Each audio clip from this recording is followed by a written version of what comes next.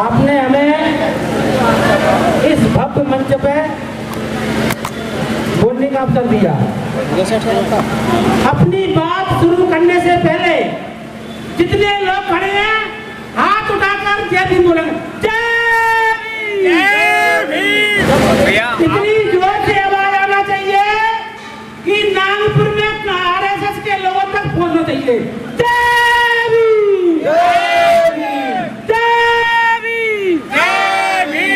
भारत को बौद्ध में करेंगे। बात शुरू करने से पहले इसको शांति देने वाले तथागत गौतम बुद्ध को नमन, राष्ट्रपिता ज्योतिबा फुले को नमन, राष्ट्रमाता सावित्रीबाई फुले को नमन, बहुजन समाज को वाहन का अधिकार दिलाने वाले महिलाओं के असली भगवान और पूरे देश के भगवान परम पूज्य बाबा साहब को नमन। और आज इस आयोजन में भिक्खू संघ के राष्ट्रीय अध्यक्ष एवं हमारे पूजनीय सम्यक समाज संघ स्त्री के संरक्षक पूज्य भदंत आनंद मास्टर जी को नमन। मंच पर विराजमान सभी भिक्खू संघ को मेरा वंदनी और यहाँ पर बैठे हुए सभी लोगों को मेरा क्रांतिकारी जय भीम। बहुजन समाज में जन्मे सभी संत गुरु महापुरुषों की पहचान कराने वाले महामानव आदरणीय बहन कुमारी मायावती जी को भी मेरा नमन। सम्मानित साथियों, मैं आपको इस धम्म दिवस पर एवं धम्म दीक्षा पर बता देना चाहता हूं और पूज्य भिक्खू संघ जी ये बैठे हुए हैं, मैं इनके आशीर्वाद से आपके बीच में बात रखूंगा। कम समय लूंगा मगर मैं थोड़ा क्रांतिकारी बोलता हूं, किसी को बुरा लगे और आरएसएस के लोगों को जरूर बुरा लगेगा। ये मुझे पता है कि आरएसएस के लोग भी मेरी बात को सुन रहे हैं इस मीडिया के माध्यम से।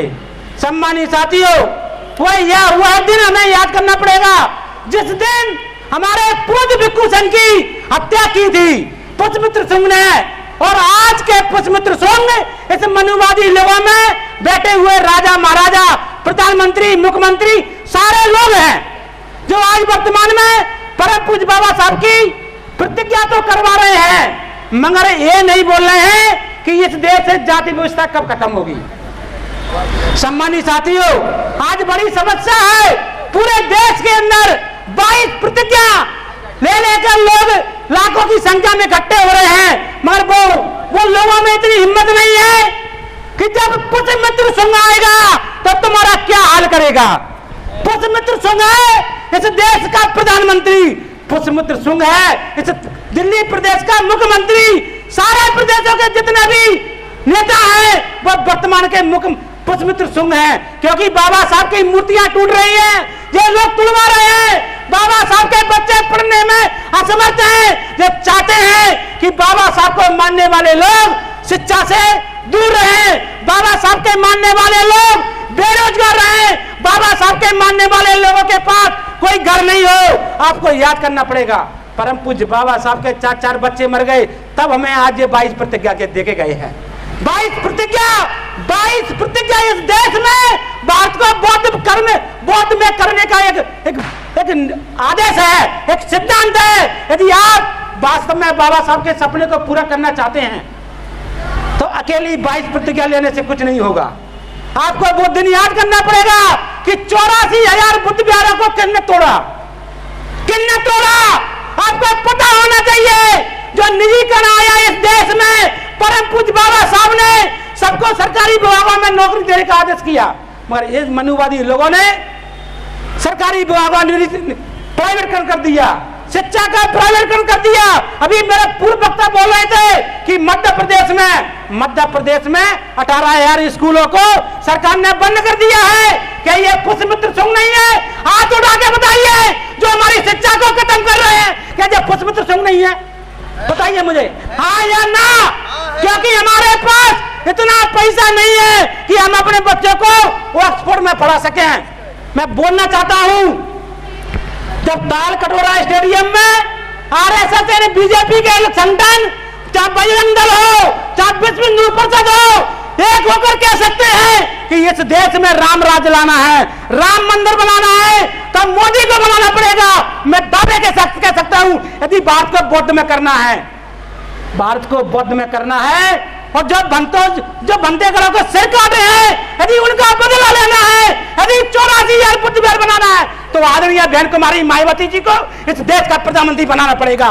क्योंकि उत्तर प्रदेश में मंदिर नहीं बनाए, उत्तर प्रदेश में बुद्ध विहार बनाए। जाके पता कर लेना, इस बीजेपी की सरकार ने उत्तर प्रदेश के अंदर एक भी यूनिवर्सिटी नहीं बनाई, और बहन कुमारी मायावती जी ने इस उत्तर प्रदेश के अंदर हजारों की संख्या में स्कूल बनाए, कॉलेज बनाए, और नालंदा विश्वविद्यालय को जिनने आग लगाई थी, और बहन कुमारी मायावती जी ने आपके नोएडा में बड़ा सा बड़ा गौतम बुद्ध विद्यालय खड़ा करके कर दिया।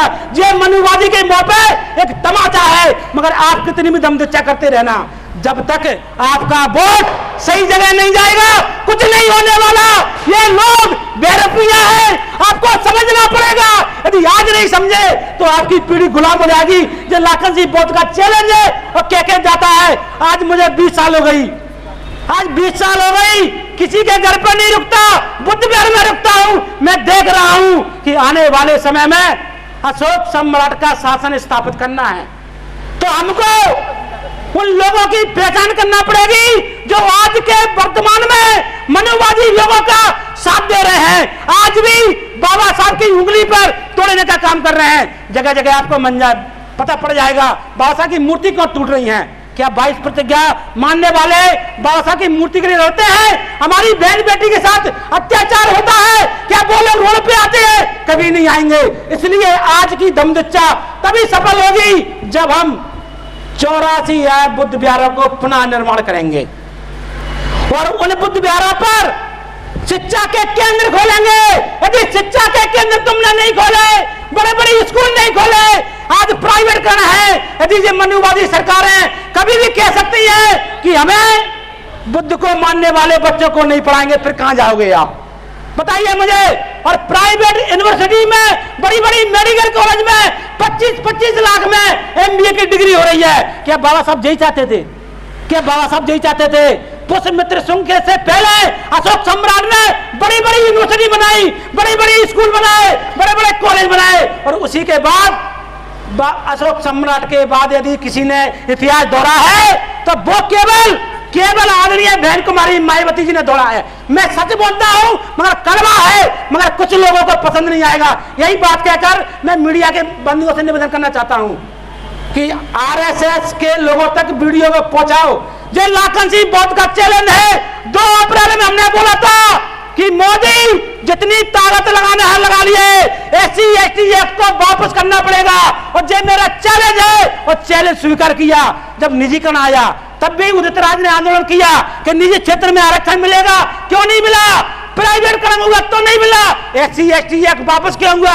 क्योंकि हम जैसे युवा बचे नहीं, डरे नहीं। 175 केस है हमारे ऊपर, मगर आज तक कभी भी बीजेपी, कांग्रेस या आप पार्टी में खुलकर नाम लेता हूं, क्योंकि आज के पुष्यमित्र शुंग जेई हैं। और आने वाले समय में मैं पूज्य भिक्षु संघ को भी अवगत कराना चाहता हूं और विश्वास दिलाता हूं, यदि मर गया तो कह नहीं सकता।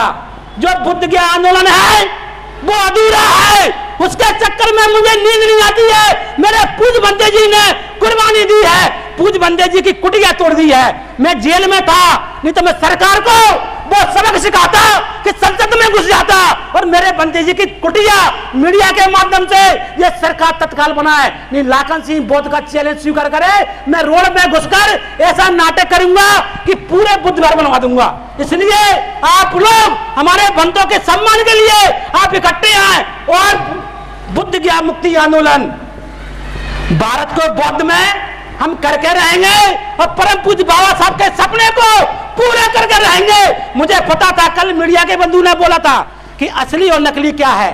आज ये असली है, जो कम संख्या में है वो बाबा साहब को मानने वाले हैं। इसी बात को मैं अपनी बात को समाप्त करता हूं, और एक बार जोरदार नारा लगाएंगे, भगवान बुद्ध की करुणा हो।